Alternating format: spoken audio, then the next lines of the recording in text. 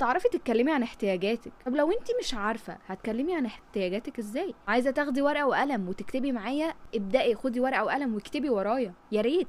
انا اصلا لما ببقى بسمع فيديوهات مهمه زي دي معايا الورقه والقلم جنبي. طيب وحاجه مهمه جدا انا عايزاكم تبقوا واخدين بالكم منها، لازم نتعود على فكره ان انا اتكلم مع ناس مختلفه او اتكلم مع ناس جديده. بجد انت لازم تعرفي قد ايه فكره ان انت لو اتكلمتي مع ناس جديده هيعرفوكي على ناس مثلا ليهم علاقه بمجال شغلك، بمجال دراستك، بمجال مش عارفه ايه، انت بتتمرني فدي تعرف حاجه مش عارفه ايه، جابولك فرص، بتخلقي لنفسك فرص ان انت يبقى عندك الاوبشن ان انت تعملي فرصتك بايديكي. دي حاجة مهمة جدا، وده يخلينا ان احنا نبقى عندنا تقبل فكرة انا بتكلم مع غيري عادي.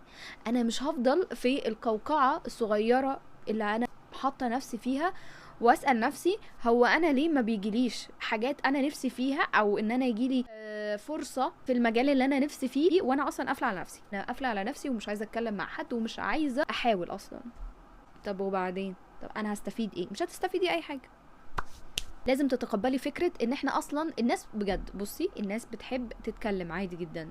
والله انتي لو بس اتكلمتي مع حد وخليتيه يتكلم وحاسه قد ايه في ما بينكم اللي هو كونكشن او في ما بيننا ترابط، احنا عملنا صداقه فعلا. يعني البنت دي بقت صاحبتي وانا اتعرفت على صاحبتها وعرفتها على اصحابي، وبقينا في مجتمع حلو قوي شبهنا بنساعد بعض. قالت لي دي